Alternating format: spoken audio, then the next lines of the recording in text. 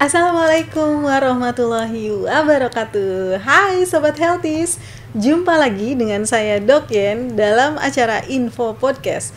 Informasi, promosi, dan edukasi kesehatan yang merupakan kolaborasi Dinas Kesehatan Kota Depok dengan Ide Podcast Korpri Kota Depok.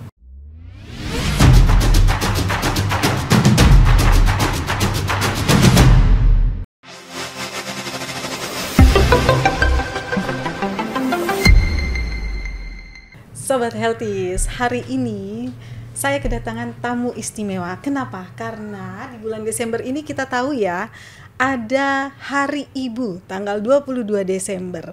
Jadi tamu kita kali ini juga kedatangan seorang ibu. Tapi ibunya nih bukan sembarang ibu, tetapi yang berkarir sebagai seorang dokter spesialis obgyn.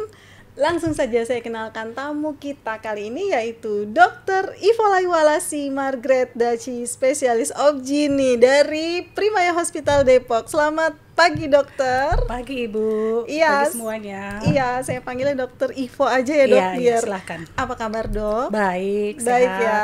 Oke dokter, terima kasih sekali sudah hadir di studio kita kali ini dalam rangka Hari Ibu nih dok. Saya langsung aja nanya ya. Boleh, silahkan. Jadi kenapa sih dok kesehatan ibu itu sangat penting? Ya, terima kasih pertanyaannya. Ya, bertemakan dengan Hari Ibu pada saat sekarang ini, pertanyaannya kenapa kesehatan ibu sangat penting di Indonesia, khususnya di Kota Depok. Karena kesehatan ibu adalah sumber kekuatan bagi generasi penerus ke depannya.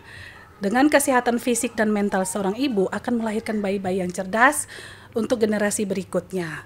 Kalau ibunya dalam keadaan sakit, tidak baik-baik saja, maka kita akan melahirkan generasi penerus yang tidak baik-baik saja. Makanya penting sekali kesehatan ibu pada saat sekarang ini. Jadi masalah kesehatan apa saja sih yang banyak dialami oleh seorang ibu, baik itu ibu hamil, ibu menyusui, begitu dok? Iya, masalah kesehatan tentunya banyak ya, baik di dalam kehamilan, pada masa nifas, dan pada masa menyusui. Pada kehamilan itu paling sering yang dialami ibu-ibu hamil yaitu mual muntah, perdarahan, kemudian keputihan, sering buang air kecil, susah buang air besar, dan banyak lagi yang dialami oleh ibu-ibu hamil. Pada masa nifas yang dialami oleh ibu hamil itu seringnya adalah keluhan perdarahan, kemudian susah buang air besar, dan susah buang kecil. Sementara pada masa menyusui yang paling sering dialami ibu hamil terkait dengan ASI. Kadang-kadang susah keluar ASI atau tidak ada sama sekali ASI, bahkan berlebihan ASI-nya. Kemudian kalau pada ibu-ibu yang pasca melahirkan, perawatan luka operasi, dan pasca melahirkan normal, perawatan pada daerah kemaluan atau jalan lahirnya. Oke dok, jadi dampaknya nih kalau kita ibu-ibu ini kurang perhatian gitu ya dok terhadap kesehatan ibunya nih selama, baik itu selama kehamilan atau selama masa nifas atau menyusui, dampak luasnya itu apa ya dok? Ya, dampak luasnya terhadap ibu itu sendiri maupun terhadap bayinya. Ibu tidak nyaman atau mengalami keluhan yang banyak selama kehamilan, sehingga kehamilannya tidak baik-baik saja. Kemudian pada masa menyusui ASI-nya juga tidak ada, kemudian banyak keluhan-keluhan yang lain. Terhadap bayinya juga mungkin pertumbuhannya tidak baik, mengalami pertumbuhan janin terhambat, atau bahkan berlebihan sama sekali. Kemudian pada saat menyusui juga tidak ada ASI, sehingga ibu hamil atau keluarga menyokong untuk sufor, sehingga program kita dari pemerintah untuk ASI eksklusif jadinya gagal. Gitu. Jadi kayaknya faktor psikologis juga mempengaruhi nih ya dok ya. Nah kira-kira peran-peran sekitar ibu ini siapa saja nih, kemudian mereka harus apa sih dok supaya kesehatan, kebahagiaan seorang ibu itu tetap terjaga dengan baik? Ya tentunya yang berperan penting adalah pasangannya, suami ya, dalam hal ini ya dok, saling membantu. Waktu membuat kan bersama-sama. Jadi waktu lahiran juga harus saling mendukung. Bila si ibunya merasa kesusahan, si suami harus membantunya. Selain dari peran suami juga peran keluarga. Kadang-kadang banyak kepercayaan di masyarakat yang harus ini, harus itu, yang membuat ibunya jadi bingung. Apa kata tenaga kesehatan berbeda dengan apa kata orang tua, karena kata orang tua mengikuti tradisi zaman dulu. Nah, itu peran penting banget bagaimana kita mengedukasi pasangan suami istri dan keluarganya. Oke. Kemudian apa saja nih dok resiko kesehatan terbesar yang sering dialami oleh ibu, baik itu ketika hamil, ketika menyusui, atau sebelum melahirkan atau setelah melahirkan, begitu dok? Resiko yang terbesar adalah ibunya mengalami komplikasi dalam kehamilan, yaitu darah tinggi, diabetes, kemudian lahir sebelum waktunya terhadap bayi, kemudian bayinya lahir prematur atau ketuban pecah, banyak sekali resikonya. Infeksi juga. Ya, jadi tadi saya dengar hipertensi ya dok ya. Ini kayaknya banyak nih dok dialami oleh ibu-ibu hamil sebelum melahirkan atau pasca melahirkan, yang kita kenal istilahnya preeklamsi, begitu ya dok? Iya. Ini apa sih dok preeklamsi itu? Kemudian apa penyebabnya? Kemudian bagaimana cara mencegahnya? Ya, terima kasih. Preeklamsi itu merupakan komplikasi dalam kehamilan yang sangat berbahaya, yang terjadi di usia kehamilan di atas 20 minggu, ditandai dengan tekanan darah tinggi. Banyak ibu-ibu hamil itu nggak menyadari atau denial terhadap kata-kata darah tinggi. Selama ini saya tidak pernah darah tinggi. Tiba-tiba waktu udah mau mendekati persalinan dibilang darah tinggi. Nah, itu yang bahaya. Nah, darah tinggi ini cukup besar. Dulu penyumbang kematian ibu tertinggi, ya kan? Tadinya kan 3 besar itu perdarahan, infeksi, dan preeklamsi. Semakin kesini, semakin penanganan terhadap perdarahan dan infeksi semakin bagus. Malah sekarang naik justru ke atas preeklamsinya. Ya, 33% dari seluruh penyebab kematian si ibunya. Itu preeklamsi. Jadi momok bagi kita. Nggak tahu, mungkin karena pengaruh gaya hidup, atau pengaruh makanan, atau kurang aktivitas, atau mungkin karena kurang bergerak, yang berisiko terhadap darah tinggi. Oke, tapi mungkin nggak sih dok, memang perasaan si ibunya nih memang sebelumnya emang nggak pernah darah tinggi gitu ya, tapi kok kenapa tiba-tiba saat mau melahirkan jadi tinggi? Kira-kira itu kenapa itu dok?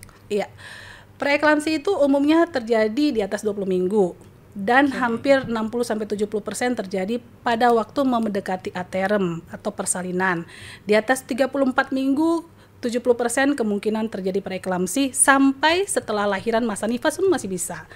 Nah, biasanya kalau 20-34 minggu terjadi darah tinggi, lebih ke arah ke bayinya. Pengaruh bayinya, pertumbuhannya kurang begitu bagus.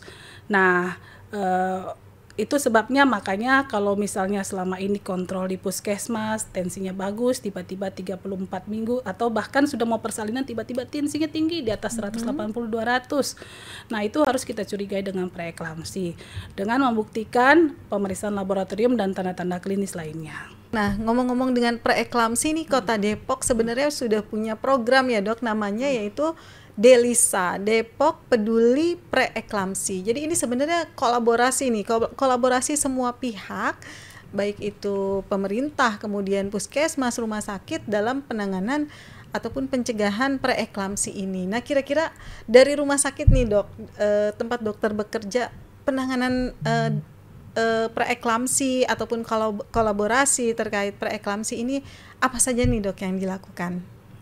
Ya, kita sering dari rumah sakit sering mendapat rujukan dari bidan atau puskesmas dengan rujukan tekanan darah di atas 140.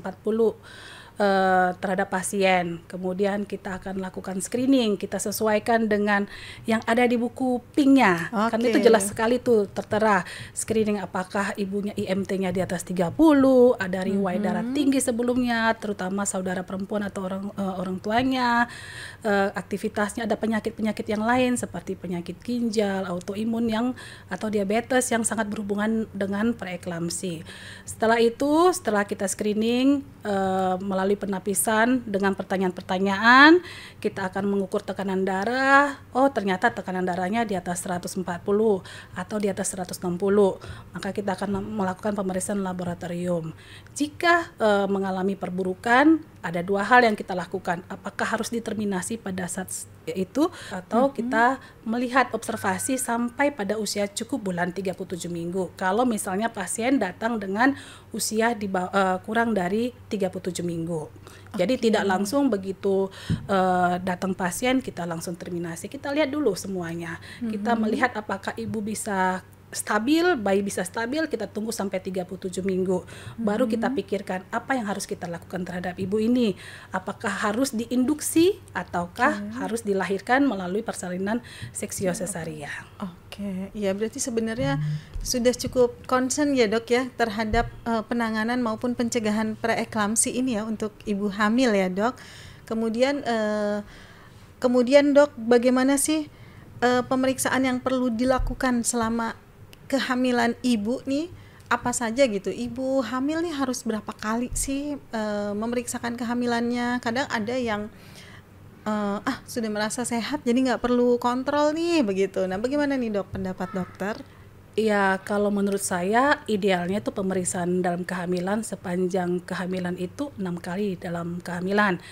Yang pertama di trimester kedua itu 2 kali, di trimester kedua 1 kali, dan trimester ketiga 3 kali. Dan itu akan dilakukan pemeriksaan, paling penting adalah tekanan darah. Kalau didapati tekanan darah di atas 140, kemudian akan kita lihat laboratorium. Paling gampangnya itu protein urin. Apakah positif 1, positif 2, positif 3, atau tidak ada sama sekali. Nah, itu gimana maksudnya tuh dok? Ya. Semakin tinggi protein urinnya, positif 2 atau 3, semakin jelek kadar fungsi ginjalnya. Karena kita ketahui protein itu adalah molekul besar yang tidak bisa terlewati dari saringan di ginjal yang kita sebut dengan filtrasi di glomerulus. Kalau saringannya bocor akibat dari buruknya darah tinggi ini. Darah tinggi itu preeklamsi itu mempunyai target organ. Ada di ginjal, ada di hati, ada di paru-paru yang membuat ibunya sesak, bahkan ada ke otak yang membuat ibunya menjadi eklamsi atau kejang. Nah, semakin tinggi kadar proteinnya semakin buruk. Nah, itu merupakan salah satu tanda-tanda perburukan pada ibu hamil dengan preeklamsi. Oke, kemudian dok, apakah ada nih teknologi atau pendekatan baru gitu yang mempermudah deteksi dini terhadap komplikasi pada ibu hamil gitu? Kira-kira apa nih dok? Ya, sebetulnya yang paling gampang kita lihat di buku PING. Buku PING itu sebetulnya sudah lengkap sekali ya, pertanyaan-pertanyaannya. Kemudian kita ukur tekanan darah. Nah, mengenai dengan teknologi, semakin maju sekarang informasi, semakin gampang pasien mencari informasi. Salah satunya melalui aplikasi Halodoc. Itu banyak sekarang banyak pertanyaan-pertanyaannya. Masalahnya memang harus dikonfirmasi juga ke pakar. Kadang-kadang yang menjelaskan itu bukan seorang pakar. Jadi harus dikonfirmasi lagi. Kalau misalnya pakar jawaban dari Halodoc itu membuat bingung pasien, boleh dikonfirmasi, dirujuk ke dokter obgyn. Ya, kemudian bagaimana dengan pencegahan nih dok? Ya, pencegahannya tentunya dimulai sebelum hamil, ya kan, dengan mengatur pola makan, pola tidur, pola istirahat.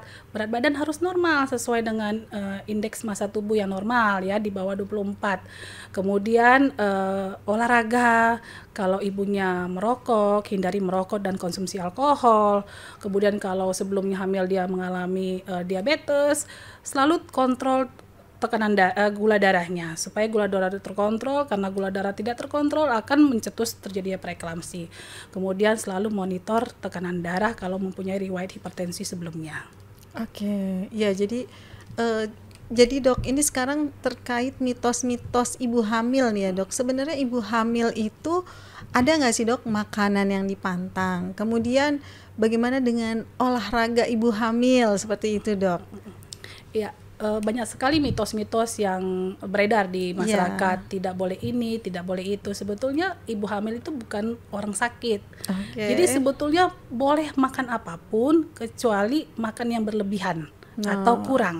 jadi Ya kan? sebenarnya boleh ya dok Boleh ya? makan apapun. Buah nanas gitu Buah dok, boleh nanas nggak? boleh Buah sepotong dua durian potong. gitu, Boleh. boleh ya Nah, dok? kecuali berlebihan satu duren, dua duren yang karena kita ketahui duren itu kan mengandung Ada gas yang gas-gas ya. mengakibatkan ibu-ibu hamil akan mengalami keluhan mual muntah, di mana kita ketahui di trimester 1 masa mual-mualnya emesis Ya. gravidarum ditambah dengan makan duren akan mengakibatkan mual muntah. Makin-makin nih ya. Makin-makin. Oke. Ujung-ujungnya dirawat di infus. Iya. Iya, kemudian kan kadang nih dok, ibu hamil itu bukan banyak pantangan, tapi justru mungkin karena rasa mualnya itu jadi nggak pengen segala makan ini nggak mau, makan itu nggak mau, begitu ya dok. Ini kira-kira saya sih pernah dengar cerita nih dok, ada yang saya cuman bisa apa yang masuk ke perut saya ini minuman soda gitu, atau misalnya mie instan itu gimana itu dok?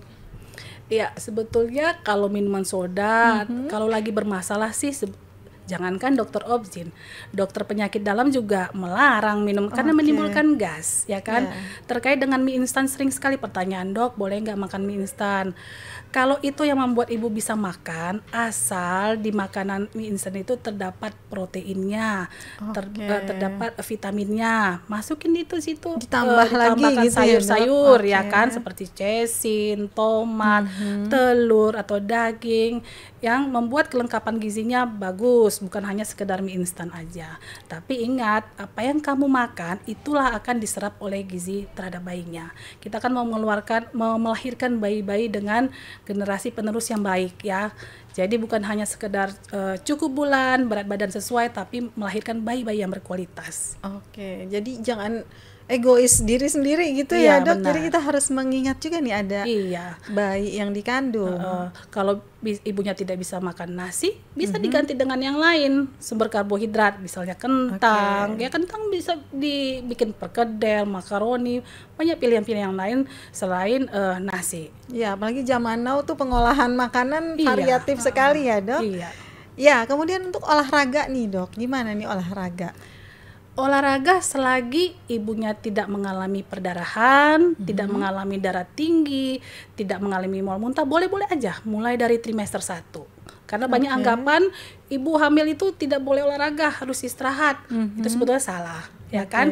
Karena pada kehamilan terjadi perubahan hormonal, perubahan bentuk tubuh sehingga membuat keluhan-keluhan pada ibunya seperti tangan kesemutan, kaki sering kram, tulang belakang sakit, panggul sakit, dan itu biasanya saya sering menganjurkan pada pasien-pasien untuk olahraga. Justru olahraga supaya ya, Dok? aliran darahnya lancar. Oke, Jadi ya, jadi nggak apa-apa ya dok Iya. kalau ibu hamil itu berolahraga. berolahraga, tapi ingat sesuai dengan porsi tubuhnya. Ada yang terbiasa dengan olahraga lari. Kalau mereka yang tidak terbiasa dengan lari, disuruh olahraga lari ya akan menjadi penyakit bagi dia, bukan malah membantu. Oke, kemudian, nah ini terkait perawatan gigi nih. Kadang ibu hamil juga suka banyak juga yang kalau lagi hamil nggak boleh ke dokter gigi nih, begitu. Bagaimana itu dok? Iya, sebetulnya salah satu promosi kesehatan itu adalah gigi pada ibu hamil, karena kita ketahui kalau gigi berlubang akan menimbulkan infeksi. Bakterinya akan masuk ke dalam saluran tubuh ibunya sehingga bisa menginfeksi bayi, akan berisiko lahir bayinya prematur, oke. kontraksi prematur atau pecah ketuban. Terutama pada ibu-ibu hamil tuh sering terjadi perubahan hormonal, estrogen, progesteron. Jadi lebih cenderung membuat gusi sama giginya gusi berdarah. Jadi harus ada perawatan gigi. Kalau giginya berlubang harus dirawat, tidak mesti dicabut, Cabut, dirawat, iya. boleh sama dokter gigi. Ditambal, seperti itu ya, Dok? ya. Terus sering juga pertanyaan yang sering ditanyakan ke saya, apakah boleh dilakukan ronsen terhadap gigi? Boleh saja, asal tidak berulang-ulang. Oke, iya. Kemudian kalau bepergian nih dok, naik pesawat gitu ya, atau naik kapal laut, itu bagaimana? Kalau itu sebetulnya mau naik pesawat, naik kapal laut, naik motor, naik kereta api, itu boleh-boleh saja. Asal waktu berpergian pastikan dulu dalam keadaan baik-baik saja, tidak mengalami perdarahan, tidak mengalami darah tinggi yang akan mengakibatkan kesusahan nanti di dalam perjalanan. Itu dia, dan terutama tidak mau mendekati hari perkiraan lahirnya. Oke. Misalnya dia mau pergi di usia kehamilan 39 minggu sementara sudah memendaki persalinan, nanti yang akan merepotkan adalah keluarga dan orang-orang sekitarnya. Nanti bisa lahiran di Sebenarnya jalan gitu ya dok? Iya. Oke, nah kemudian untuk ibu hamil yang bekerja nih, ini idealnya seperti apa dok? Kalau ibu hamil bekerja, kalau tidak ada keluhan boleh-boleh saja, ya kan? Mereka pasti akan mendukung ekonomi suaminya, ya kan? Tapi harus diketahui kalau ibu hamil itu pasti ada keluhan-keluhan. Nah, terutama kaki bengkak, sering perut kram, kemudian sering mual muntah. Prinsipnya buat kerja itu senyaman mungkin. Misalnya kalau sering mengalami mual muntah, jangan telat makan, sediakan di tasnya itu cemilan seperti crackers atau biskuit yang mengakibatkan ibunya tidak mengalami peningkatan asam lambung. Kemudian kalau kaki bengkak, sesekali nanti setiap 2 jam kakinya diselonjor atau gerak-gerak kecil-kecilan supaya aliran darah lancar. Itu dia. Dan tentunya memakai sepatu yang beralaskan nyaman. Ya? Iya, jangan pakai hak tinggi. Iya, nah sekarang itu tadi ibu hamil yang bekerja. Sekarang ibu hamil atau ibu menyusui di rumah itu gimana? Apa harus mager gitu di rumah aja atau gimana? Jangan.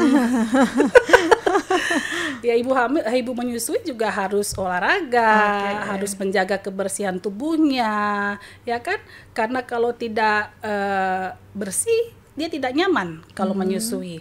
Kalau ibunya sakit-sakitan, badannya sakit juga tidak nyaman posisinya untuk menyusui. Jadi ibunya harus melakukan aktivitas seperti biasanya seperti aja. Biasa ya. Terutama pada mereka-mereka yang selesai operasi tuh. Nah, itu harus bergerak, jangan tidur, stay di tempat, karena nanti aliran darah ke tempat luka operasinya semakin tidak bagus, sehingga akan meningkatkan resiko infeksi luka operasi atau luka operasinya tidak sembuh-sembuh. Oke, jadi sebenarnya boleh beraktivitas seperti biasa ya dok ya? Oke, nah kemudian dok, untuk tips untuk menjaga kesehatan baik ibu hamil, ibu nifas, ibu menyusui, ada tips-tips khusus nggak dok? Tipsnya itu pertama sering kontrol, baik itu ke bidan, puskesmas atau ke dokter. Yang kedua, kenali deteksi dini apa yang Anda rasakan. Karena yang mengetahui tubuh kita adalah kita sendiri. Kalau ada mengalami perdarahan, ya datang. Pastikan ini bayinya aman-aman saja.